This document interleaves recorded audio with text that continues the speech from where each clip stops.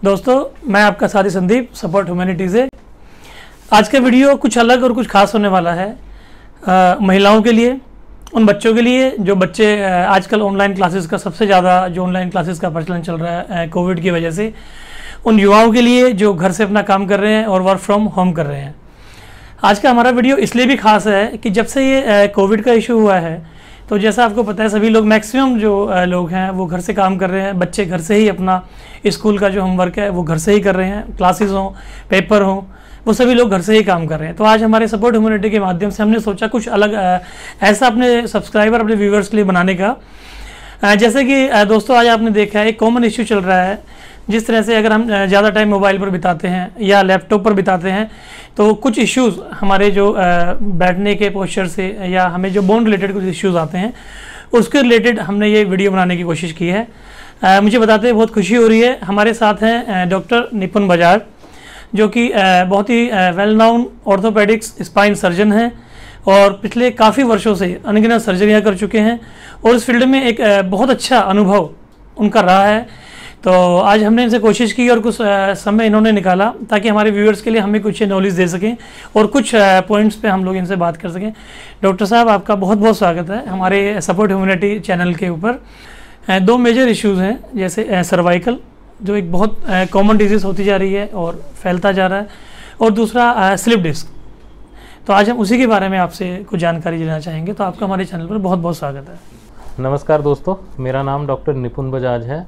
मैं ऑर्थोपेडिक और spine surgery का स्पेशलिस्ट हूं और मैं साउथ दिल्ली में अपोलो स्पेक्ट्रा हॉस्पिटल में प्रैक्टिस करता हूं। जैसे संदीप जी ने बताया, आजकल एक पैंडेमिक कोविड चल रहा है और इसी के साथ साथ एक बीमारी बहुत फैल रही है, वो है वर्क फ्रॉम होम के कारण गर्दन में दर्द होना, सर्वाइकल पेन होना या कमर में दर्द होना। सर्वाइकल जो एक बहुत ही कॉमन बीमारी है, सर्वाइकल शब्द का मतलब है गर्दन की बीमारी। तो सर्वाइकल इटसेल्फ मीन्स गर्दन। अब गर्दन के साथ जितनी भी जुड़ी हुई बीमारियां हैं, उनमें से सबसे कॉमन है स्पॉन्डाइलोसिस। स्पॉन्डाइलोसिस का मतलब है कि रीढ़ की हड्डी जो गर्दन में 7 वर्टिब्रे होते हैं, उनकी किसी भी बीमारी को स्पॉन्डाइलोसिस कहा जाता है। ऑसिस एक जनरल टर्म है मेडिकल भाषा में, जो किसी भी बीमारी को डिनोट करने के लिए की जाती है। तो सर्वाइकल स्पॉन्डाइलोसिस कई प्रकार के होते हैं। सबसे कॉमन वो होता है जिसको हम मैकेनिकल स्पॉन्डाइलोसिस बोलते हैं।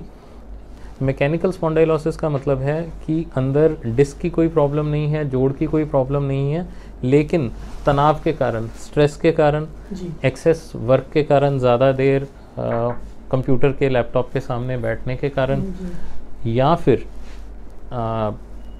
रॉन्ग पोस्चर के कारण, टीवी पे को देखना ऐसे लेट के, तकिया सही से ना लेना, इनके कारण दर्द होती है। अक्सर ये अपने आप से रिजॉल्व कर जाती है, ख़त्म कर हो जाती है। कुछ केसेस में, कुछ परसेंटेज ऑफ केसेस में ये परसिस्ट करती है जब आपको डॉक्टरी सलाह की ज़रूरत पड़ती है। एग्जैक्टली सर, सर्वाइकल एग्जैक्टली मतलब किस फॉर्म को हम सर्वाइकल कहेंगे? मतलब उसमें पहला सिम्टम और पहली प्रॉब्लम्स किस तरह से क्रिएट होती हैं? देखें, गर्दन और उसके आसपास के एरियाज़ में दर्द का रहना, तो स्पाइन में यहाँ रहना, कई बार ये दर्द उठ के सर के पीछे वाले हिस्से में आती है, कुछ लोगों में ये कंधों की साइड्स में आती है और कुछ लोगों में गर्दन की दर्द पीछे नीचे रीढ़ की हड्डी में जाती है। तो ये सारे लक्षण सर्वाइकल स्पॉन्डाइलोसिस की तरफ पॉइंट आउट करते हैं जी। तो जो इसका बेसिक फैक्टर है वो है इम्बैलेंस। हमारे गर्दन की मांसपेशियों और हमारे रोज़मर्रा की ज़िंदगी में जो उनके ऊपर दबाव या तनाव पड़ता है, उसमें इम्बैलेंस हो जाना। तनाव ज़्यादा है और हमारा जो स्ट्रेंथ है उसकी वो कम है। तो इसके कारण बहुत सारे हो सकते हैं जी। सबसे कॉमन कारण यही है कि हम इनका ध्यान नहीं रखते हैं और कंप्यूटर, लैपटॉप, टीवी पे या चेयर पे अपना बैठ के रॉन्ग पोस्चर में लॉन्ग समय तक काम करते हैं जी। तो इसके अलावा कई लोगों की मजबूरी होती है, कोई शौक से करते हैं, टीवी देख रहे हैं बहुत ज़्यादा तो वो आपका शौक ही है। कईयों का काम ये है कि सुबह से शाम तक उन्होंने कंप्यूटर पे काम करना है, वो इनकी मजबूरी है। तो इन दोनों कैटेगरीज को अलग तरह से डील करना पड़ता है, लेकिन इनका जो बेसिक प्रिंसिपल है ट्रीटमेंट का, वो सेम रहता है जी। सर मतलब बेसिकली अगर मैं ये कहूँ कि अगर किसी को सर्वाइकल ना हो तो एग्जैक्टली वो क्या करें?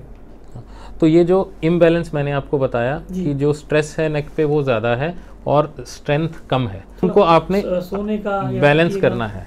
बैलेंस कैसे करना है, हाँ एक आपने अपने जो आप वेरी कर सकते हैं, जो इम्प्रूव कर सकते हैं, गर्दन की मांसपेशियों की रेगुलर एक्सरसाइज करनी, जिसको आइसोमेट्रिक नेक एक्सरसाइजेस कहते हैं। डाइट में प्रोटीन्स, कैल्शियम और विटामिन डी का भरपूर लेना, नेचुरल सोर्सेज से लें।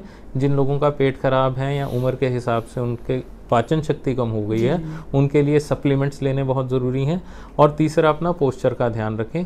पोस्चर जो है वो बैठते समय, लेटे समय, इवन सोते समय ये ज़रूरी है, तो वो सोते समय भी उसका ध्यान देना है। अक्सर हमसे ये पेशेंट जो आपने अभी पूछा कि पिल्लो किस तरह का लेना चाहिए, अब अगर हम मेडिकली बात करें तो दो तरह के लोग होते हैं, एक साइड पे सोने वाले जो कंधे पर सोते हैं, और दूसरी कैटेगरी सीधा सोने वाले। जो कंधे पर सोते हैं, हमारा पर्पज़ है कि गर्दन को सीधा रखना है, तो कंधे और गर्दन के बीच में गैप लगभग इतना रहता है। जब हम साइड पे सोते हैं तो उसके लिए थिक पिलो यूज़ करना इंपॉर्टेंट है, ताकि हमारी गर्दन ऐसे की तरफ ना झुके। अब ट्रेडिशनली देखें तो कोई लोग अपना हाथ सर के नीचे रख लेते हैं उसको कॉम्पेंसेट करने के लिए, वो एक आदत इतनी बुरी नहीं है। दूसरा है जो लोग सीधा सोते हैं, उनके लिए पतला पिल्लो यूज़ करना है, तो ये हो गए नॉर्मल। अब तीसरी कैटेगरी आती है जिनको ऑलरेडी सर्वाइकल स्पॉन्डाइलोसिस की प्रॉब्लम है, उनको मेडिकली इंडिकेटेड मेमोरी फोम वाले पिल्लो या सर्वाइकल पिल्लोस कुछ खास आते हैं, सिर्फ उनके लिए इंडिकेटेड जी, उनके लिए। जी सर, क्वेश्चन बड़ा आपको अजीब लगेगा, लेकिन मेरा ये क्वेश्चन है, हमारी अब जो सबसे बड़ी प्रॉब्लम है, सभी की ये प्रॉब्लम है, बच्चों की, बड़ों की, मोबाइल हाथ में लेना। हर कोई बच्चा घर में मोबाइल हाथ में लेके बैठा है, या टीवी देखना। दो चीज़ कॉमन है जो सबसे ज़्यादा बच्चे टाइम बिता रहे हैं, बिल्कुल, चाहे वो गेम खेल रहे हैं। तो सर इसमें इसका भी कोई पोस्चर है कि अगर मोबाइल यूज़ करना है तो इस डिग्री पर, इस लेवल पर करना चाहिए? बिल्कुल बिल्कुल। या टीवी देख रहे हैं तो उसका ऐसा, सपोज मैं टीवी की हाइट अपनी ऊँची कर दी है, नहीं, या हमें टीवी का एग्जिट कर दिया है, या गैप देना चाहिए कुछ? ये आपका बहुत ही कॉमन सेंस वाला क्वेश्चन है। देखें, जहाँ तक पहली बात है मोबाइल और लैपटॉप का यूजेज टाइम को रिस्ट्रिक्ट करना। जैसे मैंने बताया, कुछ लोगों की तो मजबूरी है कि उन्होंने 6 घंटे, 8 घंटे, 10 घंटे लेकिन जो हम प्लेयर एक्टिविटीज़ के लिए कर रहे हैं, व्हाट्सएप पे कर रहे हैं, यूट्यूब पे वीडियोस देख रहे हैं, उसके लिए मैं चाहूँगा, खासकर बच्चे 12 साल 14 साल से कम उम्र के जो बच्चे हैं, उनके लिए लिमिट करना टाइम को, कि मोबाइल पे आप दिन में 30 मिनट से 45 मिनट से ज़्यादा यूज़ नहीं करेंगे। फ्रीक्वेंटली यूज़ करना है तो 10-10 मिनट के उनको 3 स्लॉट्स लें, बेटा 10-15 मिनट आप सुबह के लो, दोपहर को खेलो, रात को करो। दूसरी बात, किस एंगल पे होना चाहिए? दूरी जो है मोबाइल की स्क्रीन से लगभग स्क्रीन की डायगोनल, या स्क्रीन साइज आता है 5 इंच है, 6 इंच है, 8 इंच है, उससे 4 गुना होनी चाहिए। ये एक अंदाज़ा है। जैसे आपने 5 इंच का अगर हम टिपिकल मोबाइल मान के चलें तो 1.5 फुट की दूरी, 18 से 20 इंच का जो हो गया वो 1.5 फुट हो गया, लगभग इतनी दूरी पे करें। इतना पास भी नहीं होना चाहिए, इससे ज़्यादा डिस्टेंस कर सकते हैं, लेकिन मिनिमम इतना डिस्टेंस होना चाहिए। एक इसी तरह जो टीवी का हो गया डायमेंशन, मोबाइल में पोस्चर क्या हो सर? सिटिंग पोस्चर में करना चाहिए। लाइंग डाउन पोस्चर में जब हम ऐसे लेटे हुए हैं तो आप 1-8 मिनट कर रहे हैं तो ठीक, लेकिन अदरवाइज टेबल चेयर पे इसको प्रॉपर, या बेड पे भी बैठे हैं तो पूरा आपका पोस्चर सिटिंग पोजीशन होनी चाहिए। दूसरा, आपका नेक लॉन्ग पीरियड्स के लिए सपोर्टेड होना चाहिए। तो कुछ चेयर्स आती हैं, जैसे आप जिस पे भी बैठे हैं, उनमें नेक सपोर्ट नहीं है, तो गर्दन की जहाँ सपोर्ट हो पाए, तो जहाँ हो सके आप 15-20 मिनट बाद ऑफिस में या कुछ अपनी नेक सपोर्ट, सर्वाइकल पिल्लो आते हैं, गाड़ी में ड्राइव करते समय भी आते हैं, तो नेक आपका सपोर्टेड होना चाहिए। तो ये 2 चीज़ों का ध्यान रखना। यानी कि डॉक्टर साहब ने बताया, इन 2 चीज़ों का ध्यान रखकर, एक पोस्चर है और दूरी जो इन्होंने बताई है, या और अच्छा सर टीवी के बारे में सर आप बताएंगे? टीवी के बारे में भी ब्रॉड गाइडलाइन सेम है कि जितना टीवी का डायगोनल लेंथ है उससे 4 गुना की दूरी पर आप बैठेंगे, 4-5 गुना की दूरी पर बैठेंगे। दूसरा, आपका टीवी की हाइट इतनी होनी चाहिए कि जब आप उनको सामने देख रहे हैं तो आपको लगभग 20 डिग्री नीचे देखना पड़े, ऊपर देखने की बजाय। तो अगर आपका टीवी का हाइट ऊपर है तो आपका पोजीशन सिटिंग का भी थोड़ा बेड के ऊपर या सोफे के ऊपर या चेयर के ऊपर होना चाहिए, उस तरह से। तो आइडियली हाइट इज़ कि आप स्ट्रेट देख रहे हैं और 20 डिग्रीज नीचे, चाहे अपना मोबाइल है ऐसे रखेंगे, लैपटॉप स्क्रीन है उसका एंगल एडजस्ट करेंगे, डेस्कटॉप का भी ऐसे। हमें अगर देखना है सामने तो ऊंचा नहीं देख सकते हमारी, अगर उसको हम 90 डिग्री एंगल में देखें तो वो सही होगा या नहीं? वो सही है, लेकिन उस केस में जैसे अगर टिपिकली आपके रूम की ऐसी सेटिंग है कि आपका टीवी थोड़ा ऊपर ही लग रहा है, तो आपको स्ट्रेट बैठने की बजाय रिक्लाइन पोजीशन में देखना बेटर है। जो रिक्लाइनिंग है आपके फील्ड ब्रॉड हो जाएगा। जी जी जी, ताकि आपकी आईज से आप 20 डिग्रीज का एंगल मेंटेन करें। तो ये एक रफ आइडिया है जी। ओके डॉक्टर साहब, दूसरा मैं जानना चाहूँगा, ठीक है, हमें सर्वाइकल की प्रॉब्लम हो गई, तो उसके आप जो ट्रीटमेंट है आप मुझे स्टेजेस बताएंगे आप मुझे? जी, सर्वाइकल स्पाइन की ट्रीटमेंट और जो लंबर स्पाइन है जो हम डिस्क प्रॉब्लम की कहते हैं लगभग सिमिलर हैं। पहली स्टेज में डाइट मॉडिफिकेशन, एक्सरसाइजेस, फिजियोथेरेपी और रेस्ट, ये सब चीज़ें की जाती हैं। अगर ये दर्द बढ़ जाए, जैसे गर्दन की दर्द अक्सर हाथों में जाती है, हाथों की उंगलियों में सुनपन आ सकता है, झंझनाहट आ सकती है, तो उस केस में आपको अपने डॉक्टर को ज़रूर मिलना है। मोस्ट लाइकली आपकी कुछ जांच होगी जिसमें एक्सरे और एमआरआई इंक्लूडेड होंगे, और उस जांच के नतीजे के बेसिस पे हो सकता है आपको 2 हफ्ते से लेकर 6 हफ्ते की दवाइयाँ लेनी पड़े, 2 से 3 हफ्ते का फिजियोथेरेपी का प्रोग्राम करना पड़े और साथ में एक्सरसाइजेस करनी पड़े। इस केस में भी कुछ केसेस में हम स्पेशलाइज्ड इंजेक्शन लगाते हैं जिसको हम स्टेज 2 में कहते हैं। स्टेज 2 में जिसमें हम फेसेट ब्लॉक्स देते हैं, रूट ब्लॉक्स देते हैं, जिससे कि दर्द को कंट्रोल किया जाता है। दर्द एक बार कंट्रोल में आ जाए उसके बाद आपको जीवन शैली को बदलना है, अपनी एक्सरसाइजेस करनी है, पोस्चर का ध्यान रखना है, डाइट का ध्यान रखना है, जिससे कि ये प्रॉब्लम आपको बार बार ना हो।